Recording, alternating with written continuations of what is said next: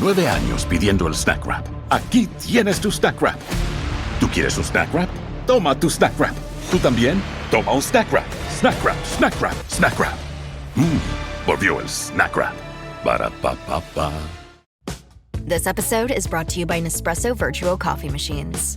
Ready to enjoy the bold flavors of barista-quality Nespresso iced coffee at home? Simply fill a glass with ice and press the brew button on your virtual pop machine to enjoy rich double espressos roasted to stand up even when chilled. Refreshingly bold iced coffee. Refreshingly easy to make at home. Visit Nespresso.com to shop now. agenciadepodcast.com.br.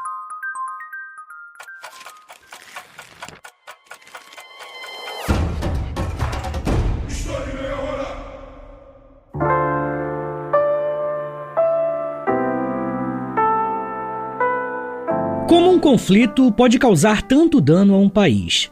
Existe favoritismo nas guerras? Essas são apenas algumas perguntas que podemos nos fazer quando estudamos com mais atenção o que foi a Guerra Russo-Japonesa. Um conflito entre o Japão e a Rússia que mudou os rumos de ambas as nações no início do século XX. Essa guerra é central para compreendermos as principais ações desse período. E por isso meu objetivo aqui hoje é fazer um bom panorama de tudo o que aconteceu. Como sempre, quero lembrá-los que eu uso fontes e autores confiáveis que você pode e deve consultar na descrição do episódio. Primeiramente, a gente tem que voltar para o século XIX e lembrar que o mundo estava vivendo uma transformação muito rápida. O colonialismo europeu tinha se expandido pela África e pela Ásia. As revoluções industriais estavam remodelando economias e sociedades. O nacionalismo ganhava força como ideologia política. No final do século XIX, o Império Russo era um gigante em termos territoriais, mas, como dizem, era um gigante com pés de barros. Governado por Nicolau II, o último czar da dinastia Romanov, a Rússia enfrentava muitas contradições internas. Mesmo tendo uma grande extensão territorial que ia da Europa Oriental até o Pacífico, o Império sofria com atraso econômico, tensões sociais e um sistema político autocrático cada vez mais desafiado por movimentos revolucionários. Esse contexto interno é importante para entendermos por que a Rússia se lançou numa aventura expansionista no Extremo Oriente, culminando no tema do episódio de hoje, uma guerra contra o Japão. A Rússia de Nicolau II era, em muitos aspectos, uma potência em transição. O país havia iniciado um processo de industrialização nas últimas décadas do século XIX, e isso foi coordenado pelo ministro Sergei Vich, que promoveu reformas para modernizar as ferrovias, a mineração e a produção industrial.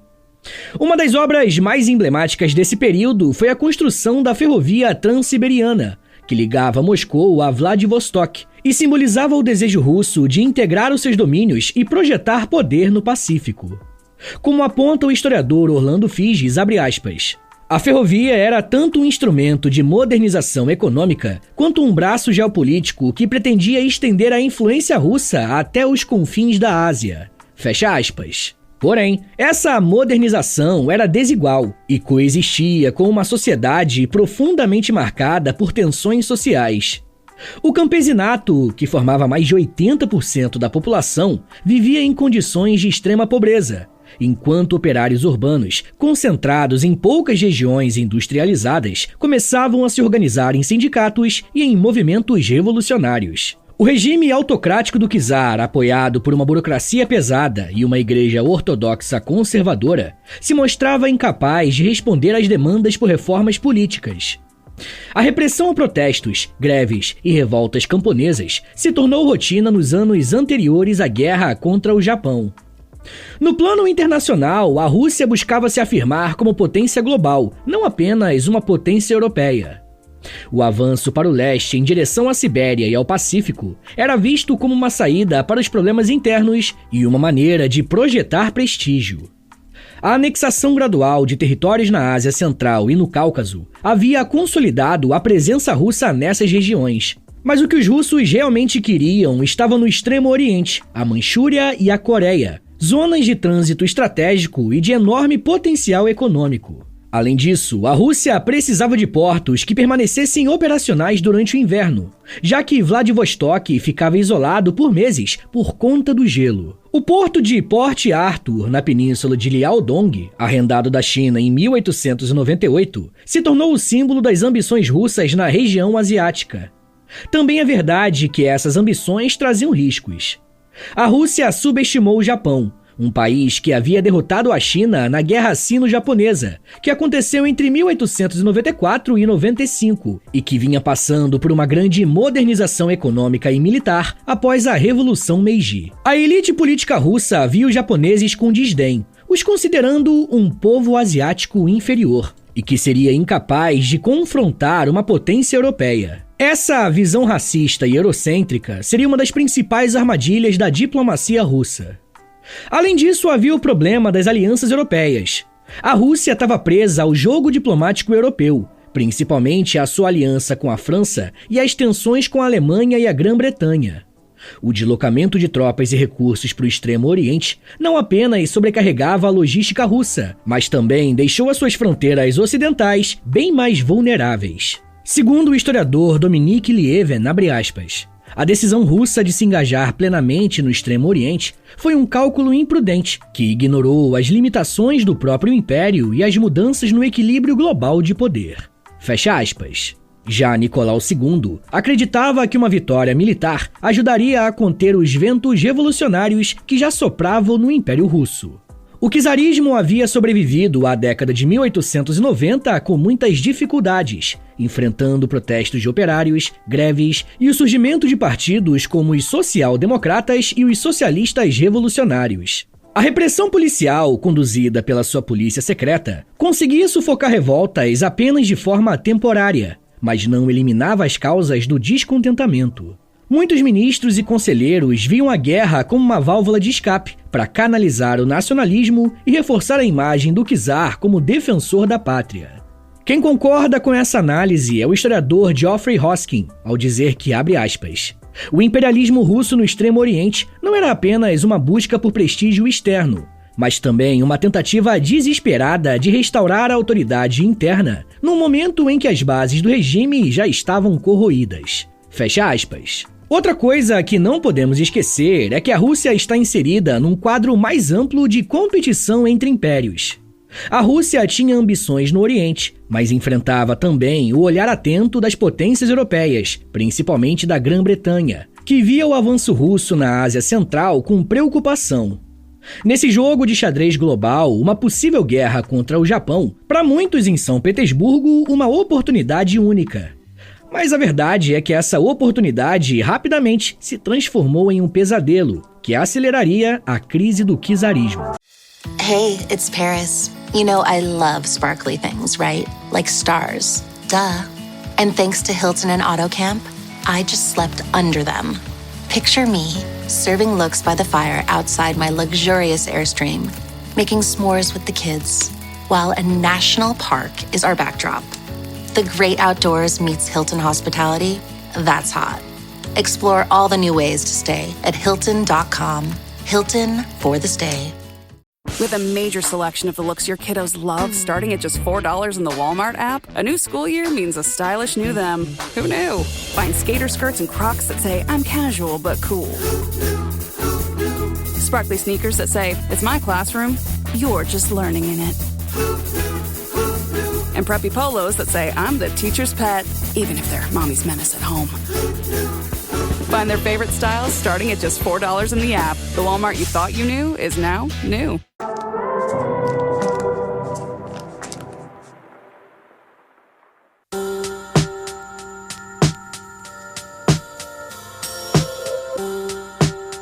Uma das coisas mais interessantes da guerra entre Rússia e Japão é a diferença clara entre os dois países.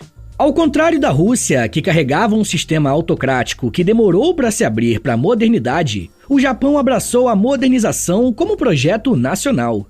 O novo governo Meiji enviou missões diplomáticas à Europa e aos Estados Unidos, como a missão Iwakura, entre 1871 a 1873, para estudarem os sistemas educacionais, jurídicos, industriais e militares do Ocidente. De volta ao arquipélago, os reformadores implementaram uma série de transformações estruturais. Eles criaram um sistema escolar nacional, um exército de conscrição inspirado no modelo prussiano, uma marinha baseada na Royal Navy britânica e um parlamento constitucional, ainda que sob o controle do imperador.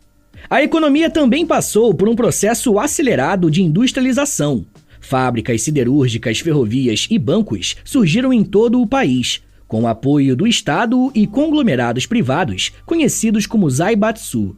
O Japão começava o século XX com um nível de desenvolvimento industrial superior ao da maioria dos países asiáticos e comparável ao de alguns europeus. A modernização foi acompanhada por um discurso nacionalista que valorizava a identidade japonesa, além do culto ao imperador e a crença de que o Japão tinha uma missão especial na Ásia: liderar os povos orientais contra a dominação ocidental. No plano militar, os resultados já eram visíveis na década de 1890. A vitória do Japão na Guerra Sino-Japonesa surpreendeu o mundo. O Japão não apenas derrotou a China Qing, como ocupou a península de Liaodong, Taiwan e as Ilhas Pescadores. O Tratado de Shimonoseki, que encerrou o conflito, reconheceu a independência da Coreia e consolidou o Japão como potência regional. Porém, esse triunfo logo foi desafiado diplomaticamente, a Tripla Intervenção. Em 1895, poucos dias após o tratado, a Rússia, a França e a Alemanha pressionaram o Japão a devolver a península de Liaodong à China. A justificativa era evitar o desequilíbrio de poder na região, mas o verdadeiro objetivo era garantir o espaço para a influência russa e conter o avanço japonês. Os japoneses se sentiram muito humilhados, e quem fala um pouco sobre isso é o historiador Akira Fujiwara, abre aspas. A Tripla Intervenção foi o ponto de inflexão psicológico que transformou o orgulho japonês em ressentimento estratégico. O Japão entendeu que, para ser respeitado, teria que enfrentar e derrotar uma potência europeia. Fecha aspas. A partir de então, os líderes japoneses passaram a mirar a Rússia como o principal obstáculo para os seus interesses na região. A penetração russa na Manchúria após a rebelião dos Boxers e o arrendamento de Port Arthur na China alimentavam o sentimento de revanche. Além disso, a Rússia parecia contrariar a cláusula do Tratado de Shimonoseki, que reconhecia a independência da Coreia, pois mantinha tropas e conselheiros no país. Já o Japão considerava a Coreia parte da sua zona natural de influência, uma visão que permitiria a ação diplomática e militar ali. A diplomacia japonesa passou a buscar apoio internacional. O resultado mais importante foi a assinatura da Aliança Anglo-Japonesa de 1902, um pacto defensivo com o Império Britânico que garantia apoio mútuo em caso de guerra com mais de uma potência. Essa aliança foi decisiva para a confiança japonesa em se lançar contra a Rússia. Se Moscou mobilizasse os seus aliados franceses, os britânicos poderiam intervir. A aliança também dava ao Japão a legitimidade de uma grande potência reconhecida, reforçando a sua posição na cena internacional. Internamente, o clima era de preparação e mobilização para o conflito. O Estado japonês, altamente centralizado, conseguiu direcionar a sua economia, os seus recursos e a opinião pública para a guerra. A imprensa exaltava o patriotismo, as escolas ensinavam a devoção ao imperador e o exército mantinha um moral elevado, com oficiais formados em academias modernas.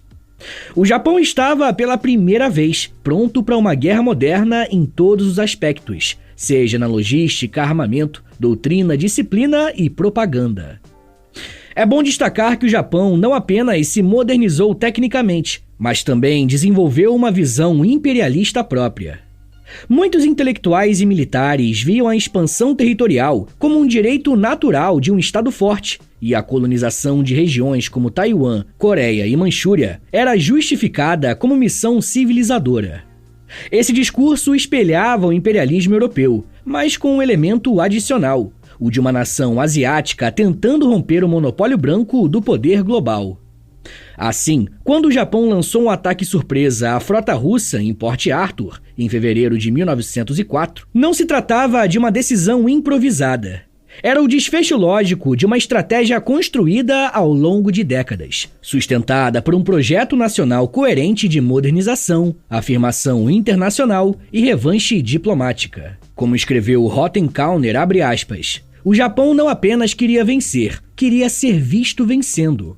Era a sua entrada oficial no clube das grandes potências. Fecha aspas. Por mais que a Rússia e o Japão tivessem motivos próprios para avançarem sobre outros territórios, o estopim do conflito aconteceu por conta do choque direto entre as duas potências sobre a Coreia e a Manchúria. Para os japoneses, a Coreia era considerada o punhal apontado para o coração do Japão. Essa era uma metáfora comum entre os estrategistas nipônicos da época. Ou seja, a sua dominação era vista como essencial para a segurança nacional. E como vimos, a Rússia também queria a Coreia, especialmente por meio da sua presença militar na Manchúria, uma grande região no nordeste da China que oferecia acesso à Coreia e ao mar. O Japão acompanhava com uma crescente preocupação o avanço russo, que ameaçava isolar a Coreia de sua zona de controle. Os russos, por sua vez, tratavam as movimentações japonesas como excessivamente ousadas e confiavam na fraqueza militar e diplomática do rival. A diplomacia entre 1903 e 1904 tentou evitar a guerra. O Japão propôs à Rússia um acordo em que reconhecia a influência russa na Manchúria, em troca do reconhecimento da influência japonesa na Coreia. Era uma proposta pragmática, baseada em uma divisão de esferas. No entanto, os russos recusaram e, em vez de responder com outro acordo, atrasaram as negociações de forma indefinida, acreditando que o tempo jogava ao seu favor. Nicolau II e os seus conselheiros estavam convencidos de que o Japão não teria coragem de atacar o Império Europeu. Ao mesmo tempo, a Rússia tentava ganhar tempo para fortalecer as suas forças no Extremo Oriente, confiando na difícil logística da Transiberiana, que ainda não estava concluída em seu trecho final. A elite russa acreditava que um confronto eventual poderia ser vencido com facilidade, o que os levaria a ignorar os sinais claros de mobilização japonesa. A decisão japonesa de iniciar o conflito foi moldada por esse impasse. O governo Meiji via a diplomacia como esgotada e calculava que um ataque preventivo e rápido poderia garantir uma vantagem decisiva. No dia 6 de fevereiro do ano de 1904, o Japão rompeu oficialmente relações com a Rússia. 3 dias depois, lançou um ataque naval surpresa à frota russa, que estava ancorada em Port Arthur, danificando vários navios e marcando o início da Guerra Russo-Japonesa. Pessoal, eu já quero falar mais sobre a guerra em si e como que ela mudou todo o século XX. Mas vira um minutinho aí, tá, gente, que daqui a pouco a gente volta e eu falo um pouco mais sobre avanço, navios, revolução e cinema. Segura aí, que é um minutinho só.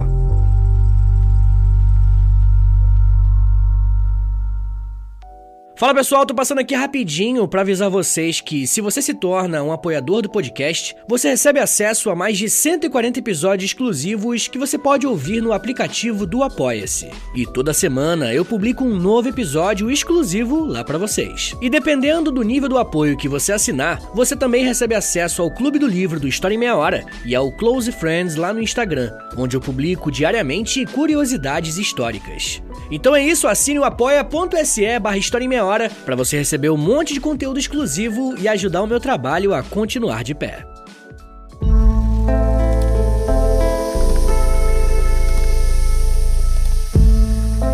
Abre aspas. A guerra não foi apenas um choque de armas, mas um choque de mentalidades.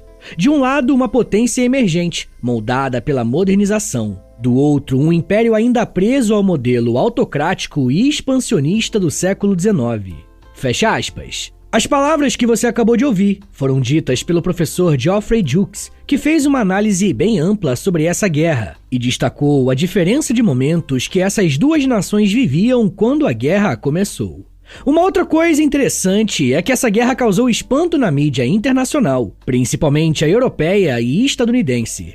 A guerra entre uma potência, entre aspas, ocidental e uma nação asiática colocava em xeque as hierarquias raciais e imperiais que sustentavam o colonialismo global. Além disso, potências como Reino Unido e Estados Unidos observavam a situação com interesse. Por conta da aliança anglo-japonesa, os britânicos davam apoio político e estratégico ao Japão. Já os Estados Unidos via com bons olhos o enfraquecimento russo no Pacífico, que favorecia os seus próprios interesses comerciais na China. Por isso, não podemos pensar nessa guerra como um conflito bilateral. Foi uma disputa que mobilizou todo o sistema internacional da época. A Coreia e a Manchúria eram justificativas para a reorganização dos interesses de diferentes impérios. Beleza, mas como que a guerra se desenrolou? Na noite do dia 8 de fevereiro de 1904, o Japão lançou um ataque surpresa contra a frota russa ancorada em Port Arthur, no litoral sul da Manchúria. O ataque foi conduzido por torpedeiros, que danificaram 3 navios russos. Mesmo que o ataque não tenha destruído completamente a frota russa, foi um golpe psicológico bem importante. Os japoneses mostraram que não hesitariam em tomar a iniciativa, contrariando todas as expectativas de uma guerra cautelosa. O bloqueio imposto pelos japoneses a Port Arthur transformou a cidade em um símbolo da resistência russa, mas também em um peso. Durante meses, os japoneses mantiveram a pressão, e em dezembro de 1904, após combates brutais e pesadas baixas, a fortaleza se rendeu. A queda de Port Arthur foi um ponto de inflexão da guerra, abalando profundamente a moral russa e fortalecendo a posição japonesa. Paralelamente ao cerco de Port Arthur, os japoneses lançaram operações terrestres no norte da Manchúria. O objetivo era afastar as forças russas do sul e garantir a supremacia sobre a ferrovia sul-manchuriana. A Batalha de Liaoyang, travada entre agosto e setembro de 1904, foi uma das maiores de toda a guerra, envolvendo cerca de 130 mil homens de cada lado. A batalha terminou com retirada russa e vitória estratégica japonesa, mas a um custo muito alto. A ofensiva continuou ao longo do inverno. Em março de 1905, aconteceu a Batalha de Mukden, considerada a maior batalha de guerra terrestre até então. Ela envolveu mais de 600 mil soldados e durou mais de 2 semanas. Os russos novamente recuaram, com perdas humanas muito grandes. Como apontam os historiadores, o exército russo estava desgastado, mal abastecido e desmotivado, enquanto os japoneses, mesmo que igualmente exaustos, mantinham o controle das principais linhas logísticas e de comunicação. Uma das maiores dificuldades da eficácia russa foi a ferrovia Transiberiana. A linha era crucial para o transporte de tropas, suprimentos e equipamentos entre o oeste da Rússia e o fronte oriental. Mas a sua construção ainda não estava completa em alguns trechos importantes. O sistema de trilhos únicos obrigava a constantes paradas e manobras, atrasando os reforços. Além disso, o tamanho do Império Russo significava que os soldados levavam meses para chegar ao fronte, muitas vezes já debilitados física e psicologicamente. Enquanto o Japão lutava a poucas semanas de distância da sua base logística, a Rússia travava uma guerra de extrema extensão territorial, algo que minava a sua capacidade de resposta rápida e eficiente. O maior desastre militar russo veio do mar. Após a queda de Port Arthur, o comando russo decidiu enviar a sua frota do Báltico para reforçar a sua presença no Extremo Oriente. Em maio de 1905, a frota foi interceptada pelo almirante japonês Togo Heihachiro, no Estreito de Tsushima. A Batalha de Tsushima foi um massacre. Em apenas 2 dias de combate, o Japão destruiu ou capturou quase toda a frota russa. Apenas 3 navios conseguiram escapar. A vitória consolidou a supremacia naval japonesa e representou um choque estratégico e moral para a Rússia sem precedentes desde as guerras napoleônicas. A batalha foi tão decisiva que o czar Nicolau II, ao receber a notícia, declarou: "É o fim da guerra". A superioridade japonesa não estava apenas no armamento ou na vantagem geográfica. O planejamento estratégico e o comando centralizado foram decisivos. O general Oyama Iwao, no comando das forças terrestres, e o almirante Togo, na marinha, coordenaram operações com precisão e sincronia. Os japoneses aplicaram táticas modernas, como ataques coordenados, uso eficaz de artilharia e guerra de trincheiras. O nacionalismo japonês, baseado no culto ao imperador e na honra militar, sustentava a moral das tropas mesmo diante de grandes perdas. Por outro lado, os russos enfrentaram problemas de liderança, indecisão nos altos comandos e um sistema burocrático ineficaz. Muitos comandantes eram aristocratas nomeados por prestígio político, sem preparo técnico adequado. A guerra russo-japonesa foi uma guerra moderna em múltiplos sentidos. Utilizou telegrafia, fotografia, armamentos industriais e veículos de imprensa para moldar a opinião pública. Foi a primeira vez em que correspondentes de guerra internacionais cobriram as batalhas de forma sistemática, enviando relatórios diários para Londres, Nova York e Paris. A imprensa europeia oscilava entre a surpresa e a reverência diante do desempenho japonês. Em muitos jornais, o Japão era retratado como uma potência ascendente, enquanto a Rússia era descrita como um império decadente, atolado em seu próprio autoritarismo. Internamente, a moral russa afundava. As tropas mal supridas perdiam confiança nos generais. Em 1905, estouraram revoltas em várias cidades russas, incluindo motins nas forças armadas. A derrota militar catalisou uma crise política sem precedentes.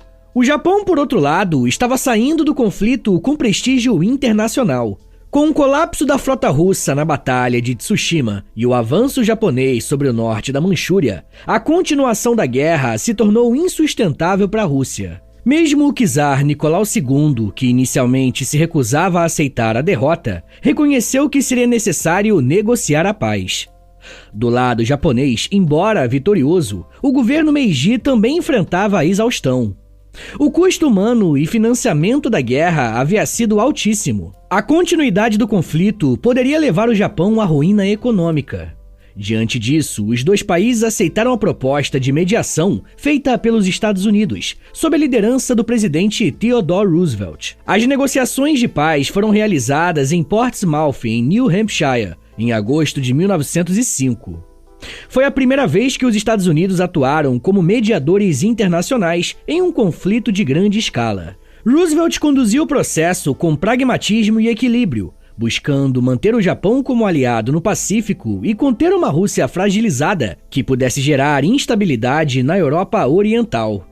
O papel de Roosevelt foi tão decisivo que em 1906 ele se tornaria o primeiro presidente dos Estados Unidos a receber o Prêmio Nobel da Paz, marcando o início do engajamento dos Estados Unidos em assuntos de política externa de forma mais firme.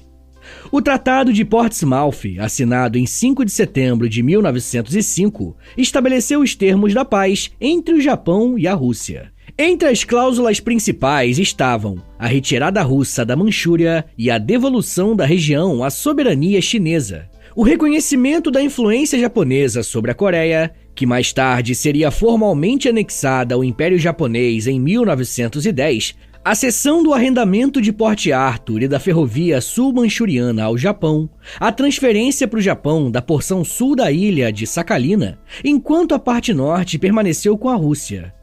Porém, o Japão não recebeu uma indenização financeira, o que gerou protestos populares em Tóquio. Muitos japoneses esperavam mais. O governo Meiji, percebendo o risco de desestabilização interna, reprimiu duramente as manifestações. Para o Japão, a guerra foi uma vitória estratégica e simbólica. A jovem potência asiática havia derrotado uma das maiores potências militares da Europa.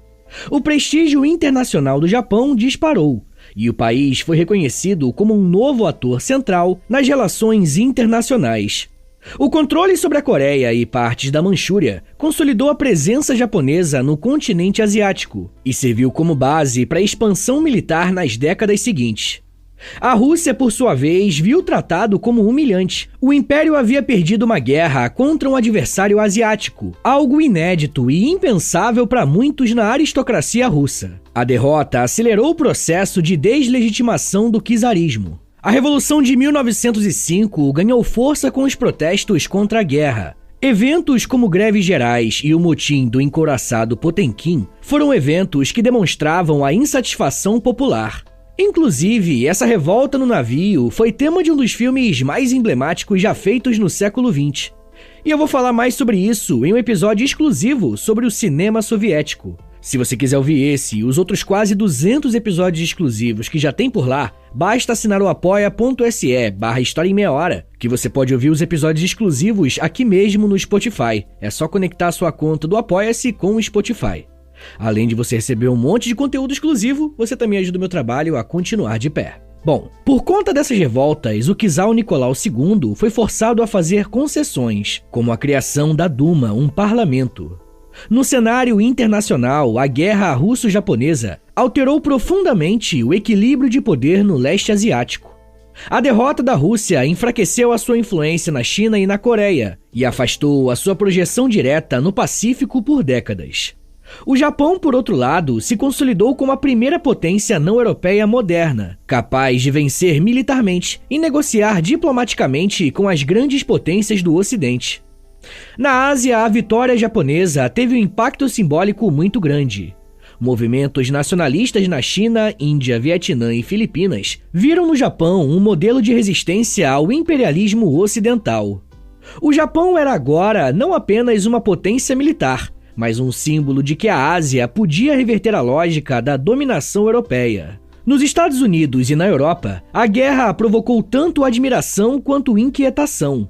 A eficácia japonesa inspirou reformas militares em várias nações e motivou o estudo de suas estratégias. O Ocidente, que antes via o Japão com paternalismo, passou a respeitá-lo e também a temê-lo. Como afirmou o historiador Rottenkollner, a guerra russo-japonesa marcou o nascimento do século XX asiático, não pela ascensão pacífica, mas pela demonstração de força que exigia reconhecimento. Fecha aspas. Pessoal, eu vou recomendar 3 episódios aqui do podcast, que você pode procurar aí no feed do História em Meia Hora, e eles vão servir de complemento para esse episódio que você acabou de ouvir, beleza?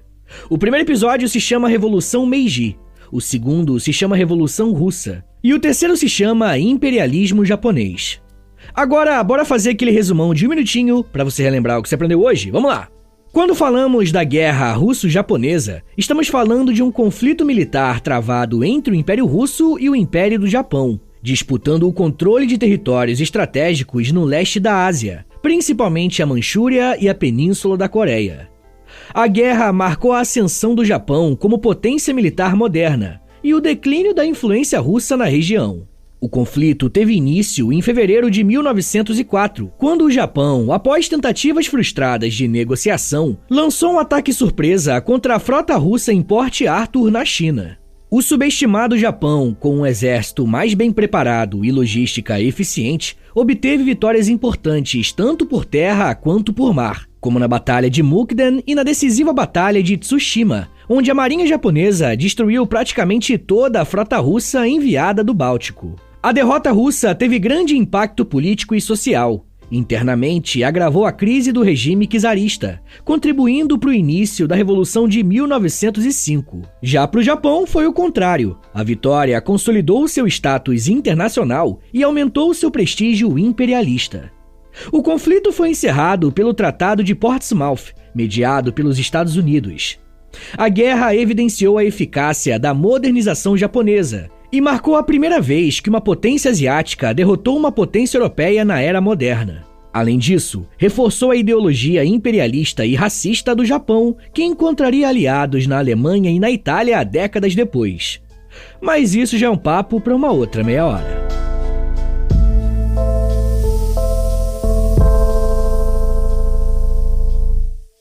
Senhores, muito obrigado por terem ouvido até aqui. Meu nome é Vitor Soares, eu sou professor de História e você acabou de ouvir o História em Meia Hora. Se você quiser ajudar o meu trabalho a continuar rolando e receber conteúdos exclusivos como recompensa, considere assinar a nossa campanha de financiamento coletivo, nosso Apoia-se. É apoia.se/História em Meia Hora, o link tá na descrição também. Com R$10 por mês você recebe episódios exclusivos, já tem quase 200 episódios lá no aplicativo do Apoia-se e toda semana você recebe mais um. Com R$20, além das recompensas recompensas anteriores, você também recebe acesso ao nosso Clube do Livro. E com R$30, além das recompensas que eu já falei, você recebe acesso ao meu Close Friends no Instagram, onde eu publico curiosidades históricas todos os dias. Se você tiver alguma dúvida em relação ao apoio, é só falar comigo através do meu e-mail, que também é o meu Pix. Então, se quiser dar uma força, anota aí. É historiaemmeiahora@gmail.com. Eu comecei um canal no YouTube recentemente, o nome é História com Prof. Vitor Soares. Eu tô postando vídeos de história lá, e toda sexta-feira tem um quadro que eu acho que você vai gostar, que é o História em 10 Minutos, que é basicamente História em Meia Hora, só que em vídeo e em 10 minutos, né? Mas além disso, no canal eu faço lives, posto shorts, enfim. Eu comecei agora a fazer um monte de coisa no YouTube também. Além disso, eu tenho um podcast de humor chamado Reinaldo Jaqueline, onde eu, Nicolas Queiroz e Príncipe Vidani, a gente apresenta uma espécie de programa de auditório sobre cinema, série, jogo de videogame, enfim. É bem diferente do História em Meia Hora, mas dá uma chance que eu acho que você vai gostar. Eu tenho 2 livros lançados, o primeiro é o livro do História em Meia Hora mesmo, e o segundo é um livro-jogo de história do Brasil chamado O Porão. O link pros dois tá na descrição do episódio. Me siga nas redes sociais, no @Prof. Vitor Soares, pra acompanhar o meu trabalho, mas no dia a dia mesmo, tá bom? Então é isso, gente, muito obrigado, um beijo, até semana que vem! E valeu!